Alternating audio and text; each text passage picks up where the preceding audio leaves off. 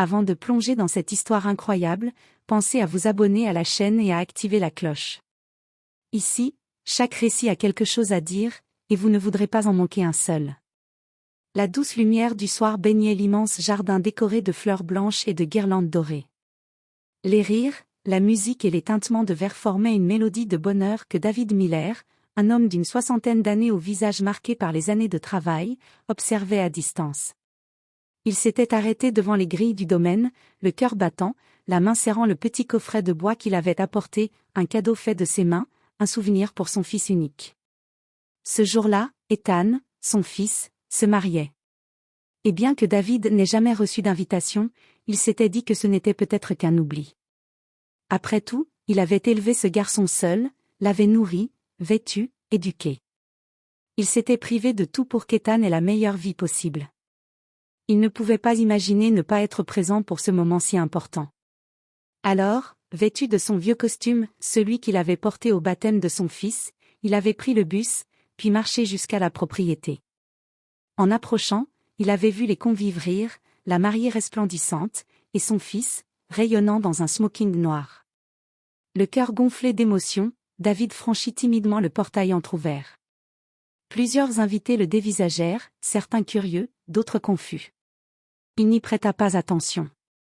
Il avançait lentement, presque tremblant, comme un étranger dans la fête qu'il avait tant rêvé de voir. Mais à peine avait-il fait quelques pas qu'il croisa le regard de son fils. Le sourire de David s'élargit, ému, prêt à le féliciter, prêt à lui dire combien il était fier de lui. Ethan, lui, resta figé. Son visage se ferma. Il s'approcha rapidement, sa main glissant nerveusement sur sa cravate. Il jeta un regard autour, visiblement gêné par les regards des invités. Puis, d'une voix basse mais tranchante, il lança. « Papa, qu'est-ce que tu fais ici ? » Je suis venu te féliciter, mon fils. »« Je suis si fier de toi, » répondit David, la voix tremblante, le coffret toujours serré contre sa poitrine. Ethan soupira, visiblement mal à l'aise. Il regarda vers la table d'honneur, où se tenait Samantha, sa jeune épouse, une femme élégante au visage froid. Leurs yeux se croisèrent, et elle hocha imperceptiblement la tête, l'air contrarié. Ethan se tourna alors vers son père. Ses mots tombèrent comme une lame glacée. « Désolé, tu n'étais pas invité. Ma femme ne voulait pas de toi ici. Va-t'en, s'il te plaît. » Un silence brutal tomba autour d'eux. Certains invités avaient entendu. D'autres détournaient les yeux, gênés. David resta immobile, incapable de parler. Le vent fit frissonner les feuilles, et dans le vacarme de la fête, il n'entendit plus rien. Seulement les battements douloureux de son propre cœur.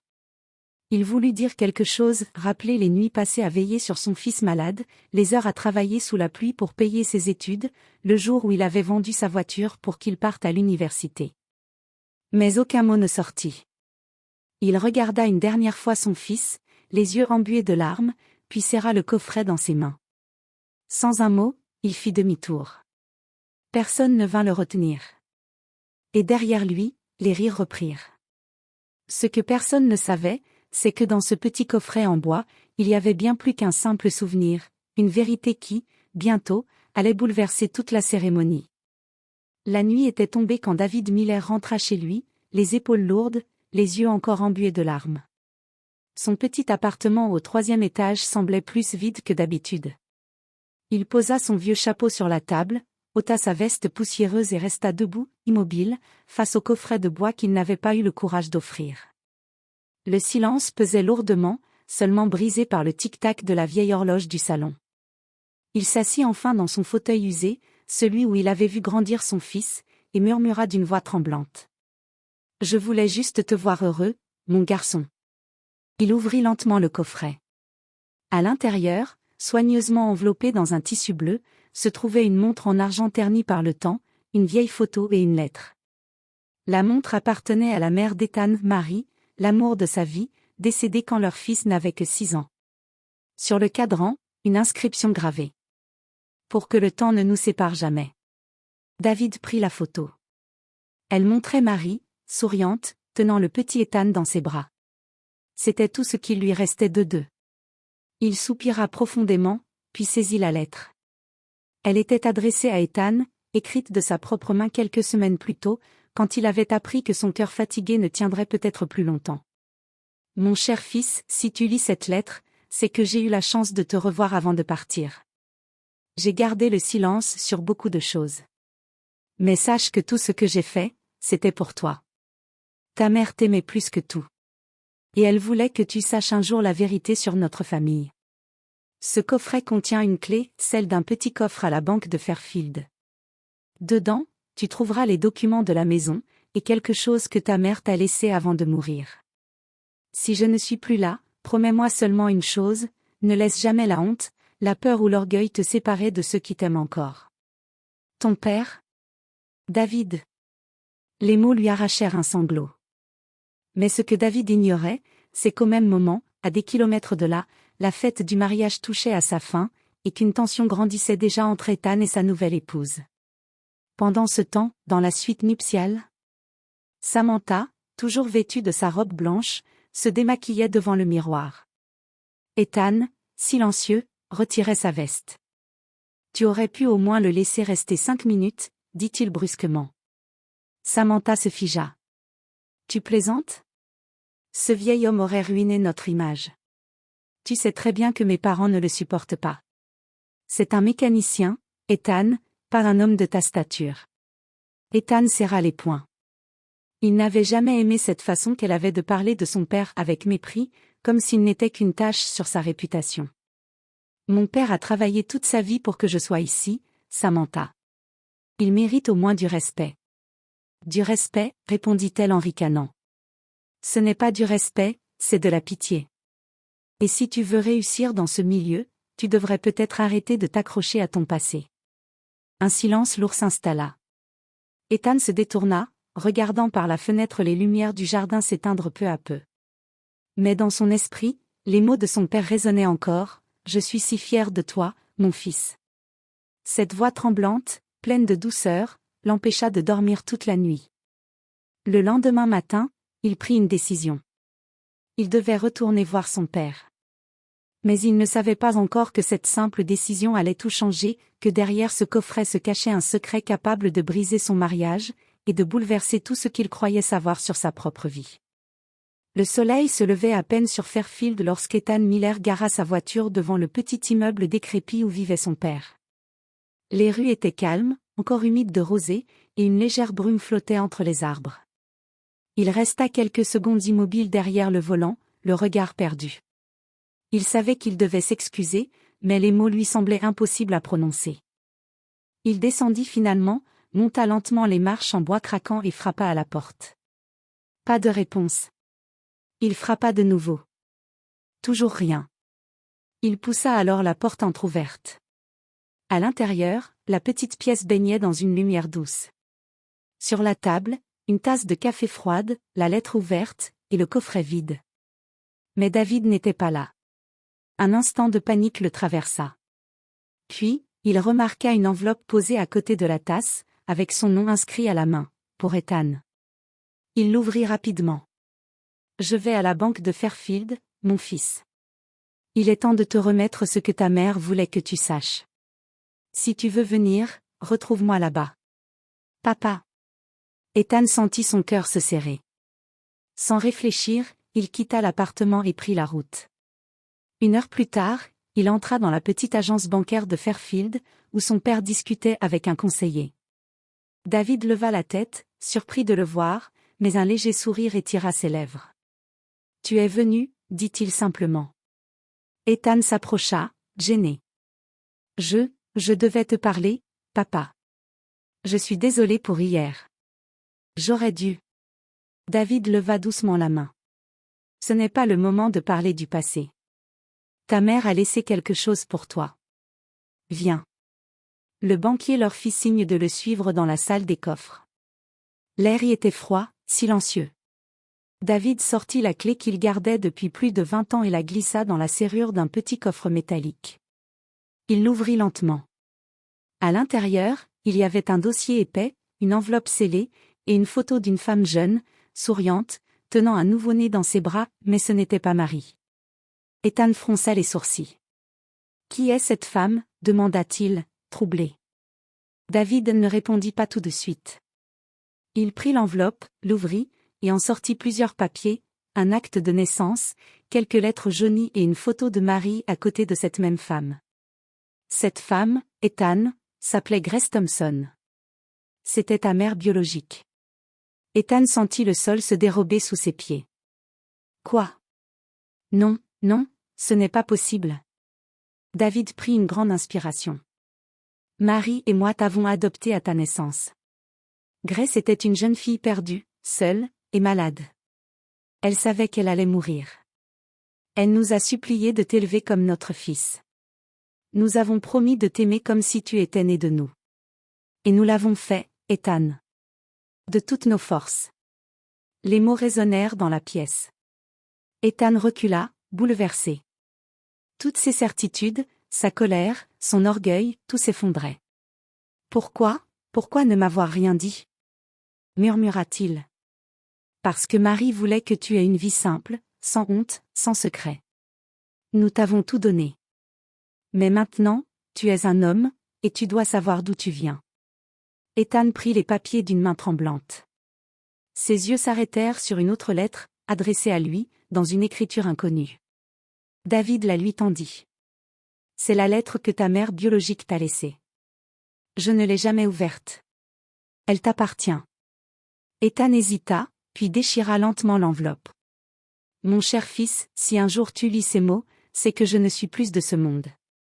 Je n'ai jamais pu te serrer aussi longtemps que je l'aurais voulu, mais je t'ai aimé plus que ma propre vie. J'ai confié ton avenir à deux êtres au grand cœur, Marie et David Miller. Ils seront tes vrais parents, parce qu'ils t'aimeront comme je ne le pourrai jamais. Ne me cherche pas dans la douleur, mais dans chaque sourire de ceux qui t'ont élevé. Et si un jour tu doutes d'eux, souviens-toi que c'est grâce à eux que ton cœur est plein d'amour aujourd'hui. Ta mère, Grace. Les larmes d'Ethan coulèrent silencieusement. David posa une main tremblante sur son épaule. Tu comprends maintenant pourquoi je ne t'en ai pas voulu hier. L'amour d'un père ne dépend pas du sang, mais du cœur. Ethan serra son père dans ses bras. Pour la première fois depuis des années. Mais cette vérité n'allait pas rester secrète bien longtemps. Ce que ni l'un ni l'autre ne savait, c'est que Samantha avait engagé un détective privé pour fouiller dans le passé d'Ethan, et qu'elle allait bientôt découvrir cette adoption, prête à l'utiliser contre lui pour sauver sa réputation. Le lendemain matin, la demeure des Harrington, la famille de Samantha, baignait dans une atmosphère glaciale. Assise sur le canapé en cuir blanc, Samantha observait les journaux du matin étalés devant elle, les doigts tapotant nerveusement la table. Elle n'avait pas fermé l'œil de la nuit. Depuis le mariage, quelque chose en elle bouillonnait, une colère sourde, une peur de voir son monde parfait se fissurer. Son téléphone vibra. Un message s'afficha sur l'écran. Détective Harris, j'ai trouvé ce que vous m'avez demandé. Votre mari n'est pas le fils biologique de David Miller. Voici les documents. Elle ouvrit le fichier joint. Des copies d'actes de naissance, une photo floue de David sortant de la banque, et surtout, une mention manuscrite, adoptée à la naissance mère biologique, Grace Thompson. Samantha resta figée. Ses lèvres s'étirèrent lentement en un sourire froid. Alors, c'est vrai, murmura-t-elle. Le fils parfait n'est même pas un vrai Miller. Quelques heures plus tard. Ethan rentra à la maison, apaisé, après avoir passé la matinée avec son père. Ils avaient parlé longuement, partagé un café comme autrefois. Une paix nouvelle habitait son cœur. Mais à peine franchit-il la porte de la villa que la voix de Samantha fusa du salon. Alors, tu comptes me le dire un jour? Ethan s'arrêta net. De quoi tu parles? Elle brandit les papiers imprimés. De ça? Ton adoption, tes mensonges, tout ce que tu m'as caché. Ethan blêmit. Ce n'est pas un mensonge, Samantha. Je viens juste de l'apprendre moi-même. Ah oui? Et tu crois que c'est anodin? Tu m'as fait épouser un homme sans nom, sans lignée, sans rien. Tu sais ce que diront mes parents? Ethan serra les dents. Ce que diront tes parents m'importe peu. J'ai grandi avec l'amour d'un homme qui s'est tué à la tâche pour moi. Il est plus mon père que n'importe qui portant mon sang. Ton père? Ricana-t-elle. Un mécanicien qui vit dans un appartement délabré? Ethan, ouvre les yeux. Tu veux que la haute société te respecte? Alors débarrasse-toi de lui, avant qu'il ne te fasse honte une seconde fois. Ethan sentit quelque chose se briser en lui. Tu ne comprends rien, dit-il d'une voix basse. Ce que tu appelles honte, moi j'appelle sa loyauté. Samantha s'approcha, furieuse. Si tu continues à le fréquenter, tu perdras tout, Ethan. Ma famille, nos relations, nos investissements. Tu crois que je laisserai ton père ruiner ce qu'on a construit? Ethan la regarda droit dans les yeux. Ce qu'on a construit? Répéta-t-il, amer. Tu parles comme si notre mariage était un contrat. Mais moi, je voulais de l'amour, Samantha. Pas une transaction. Le silence retomba. Samantha, tremblante de rage, lui lança un regard rempli de dégoût. Alors choisis. C'est lui, ou moi. Ethan ne répondit pas. Il se contenta de tourner les talons, le cœur serré, et de sortir sans un mot. Pendant ce temps, de l'autre côté de la ville, David, assis à sa table, écrivait dans son vieux carnet. Ses mains tremblaient, mais son esprit était clair. Je sens que mon cœur s'éteint. Mais je veux laisser à mon fils la paix que je n'ai jamais eue. S'il lit ces mots un jour, qu'il sache, je ne lui en ai jamais voulu. L'amour d'un père est éternel. Il referma le carnet, ignorant que la tempête approchait. Le soir même, Samantha fit un appel qu'elle allait bientôt regretter. Elle contacta le directeur de la société d'Ethan, M. Langford, un homme influent du conseil d'administration. Monsieur Langford, dit-elle d'un ton assuré. Je crois qu'il est de votre intérêt de savoir qu'Ethan Miller n'est pas vraiment un Miller. Un silence. Puis la voix de l'homme répondit, grave. Expliquez-vous, Madame Harrington. Elle sourit, satisfaite. Disons simplement que son père n'est pas celui qu'il prétend. Et qu'il pourrait y avoir des irrégularités dans son dossier d'héritage. Elle ignorait qu'en prononçant ces mots, elle venait d'allumer la mèche d'une bombe qui allait détruire plus qu'un mariage, elle allait briser des vies. Car le lendemain, un article allait paraître. Scandale à la société Miller Tech, le PDG cachait son adoption depuis 30 ans. Et cette humiliation publique, David allait la découvrir avant même que son fils puisse lui en parler. Le lendemain matin, Fairfield s'éveilla au bruit des journaux qu'on déposait sur les perrons, et d'un vent sec qui balayait les rues encore calmes. Dans le petit immeuble du 3e étage, David Miller ouvrit la porte pour récupérer son courrier. Mais au lieu de lettres, il trouva un journal plié, déposé devant son appartement. Sur la première page, en lettres énormes. Le PDG de Miller Tech n'est pas un vrai Miller. Une adoption cachée depuis 3 décennies. Sous le titre, une photo d'Ethan, souriant, à côté d'un portrait de David pris à son insu. Le sous-titre enfonçait le couteau. Selon des sources proches du conseil, la famille Harrington s'interroge sur l'honnêteté de son gendre. David resta figé. Ses mains tremblaient. Il s'assit lentement sur sa chaise, les yeux fixés sur les lignes noires qui salissaient le nom de son fils. Une honte injuste lui monta à la gorge. « Oh mon garçon, qu'est-ce qu'ils t'ont fait ?» murmura-t-il. Il n'eut pas le temps de reprendre ses esprits qu'on frappa violemment à la porte. 3 coups secs. En ouvrant, il découvrit Ethan, le visage pâle, les yeux rouges. « Papa » souffla-t-il. « Tu as vu le journal ?» David hocha la tête. « Oui, mon fils. Mais ce ne sont que des mots. Ce qui compte, c'est la vérité entre toi et moi. » Mais Ethan baissa la tête. Ils ont convoqué une réunion d'urgence au siège. Le conseil veut me suspendre. Samantha, elle a parlé à la presse. David sentit son cœur se serrer.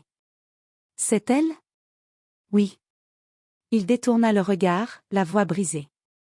Elle dit que je lui ai menti, que j'ai sali son nom. Et maintenant, tout le monde doute de moi, même mes partenaires. Tout ce que j'ai bâti, s'effondre. David posa une main ferme sur son épaule. Écoute-moi bien, Ethan. Ce que tu es ne dépend pas d'un nom.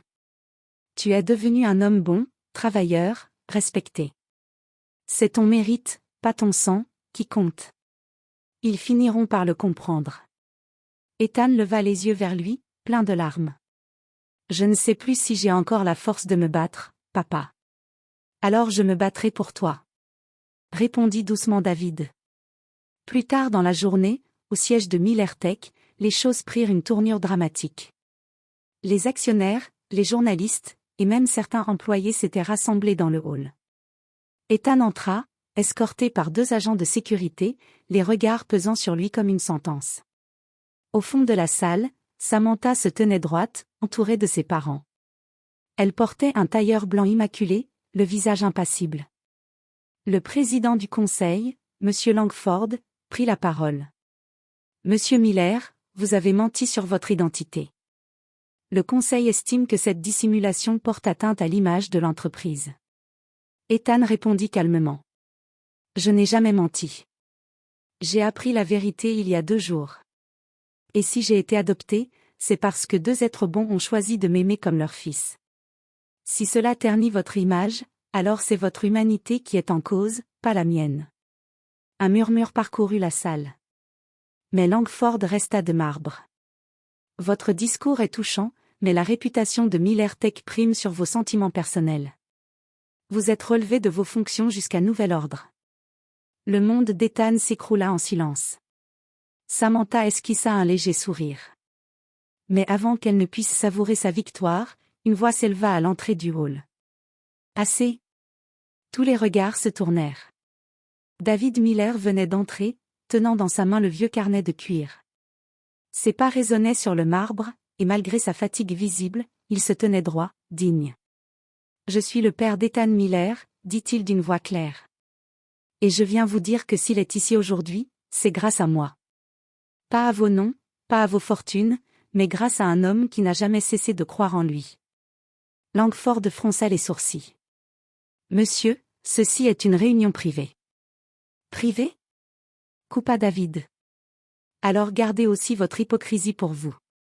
Vous parlez d'honneur et d'image, mais vous jugez un homme sur son sang, pas sur son âme. Vous prétendez défendre une société, mais vous oubliez la valeur la plus simple, la loyauté. » Un silence pesant s'installa. Ethan s'avança, bouleversé. « Papa, s'il te plaît, ton cœur. » David lui adressa un sourire faible. « Laisse-moi dire ce que j'aurais dû dire hier. » Il sortit alors le carnet de cuir. « Ceci est le journal de Marie, la femme qui a élevé ton fils. Elle y a écrit chaque sacrifice, chaque nuit blanche, chaque prière pour qu'il réussisse. Si c'est ça, ne pas être un vrai Miller, alors j'espère que vous n'en êtes pas un. » Un murmure d'émotion parcourut la salle. Certains journalistes filmaient déjà. Samantha, blême, détourna les yeux. Mais soudain, David chancela. Ses doigts lâchèrent le carnet. Ethan se précipita pour le rattraper, le soutenant dans ses bras. « Papa! Papa, reste avec moi !» cria-t-il. David posa une main sur la joue de son fils. « Ne pleure pas, mon garçon.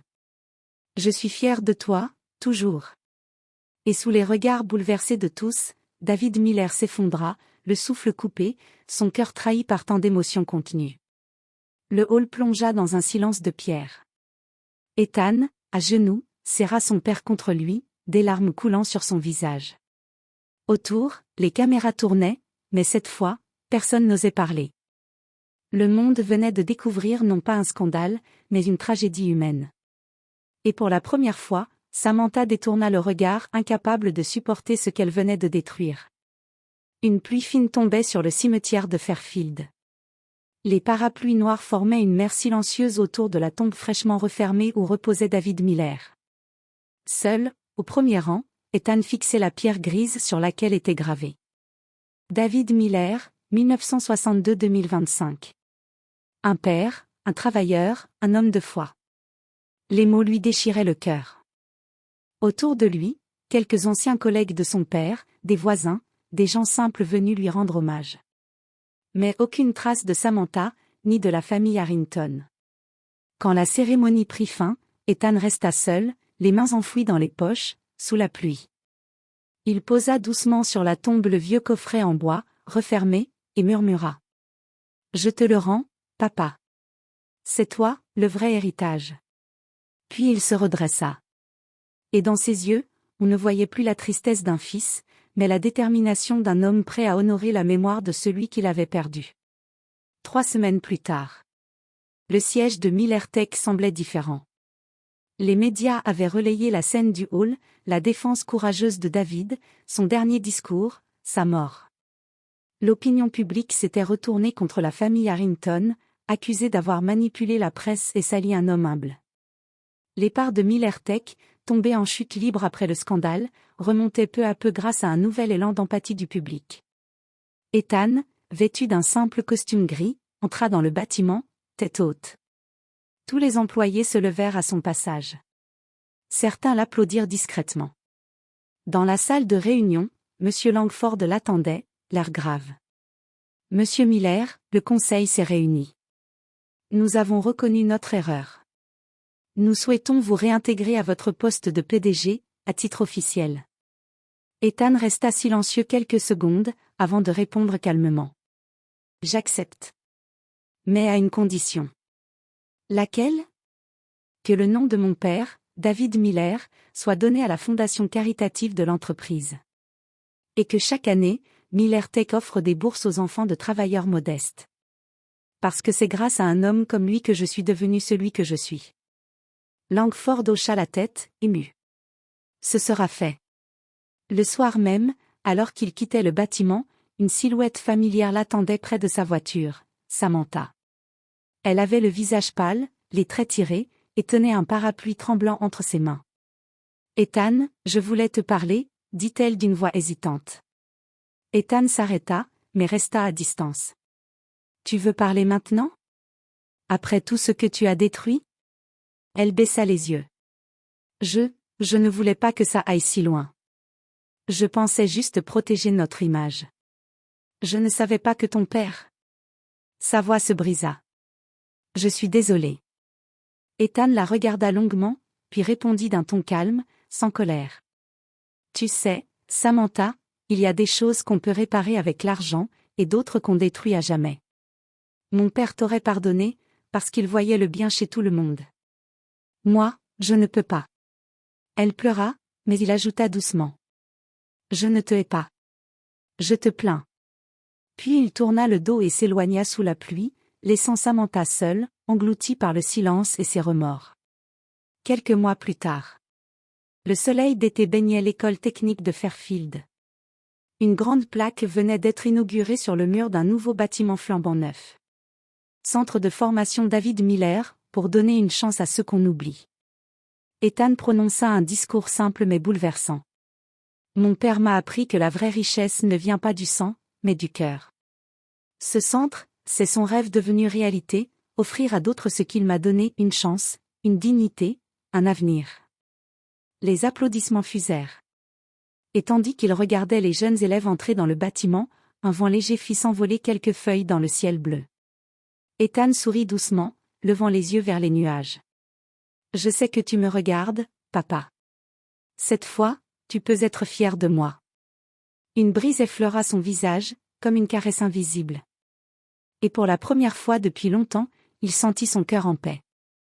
Le véritable héritage n'est pas ce qu'on laisse derrière soi, mais ce qu'on fait naître dans le cœur de ceux qu'on aime.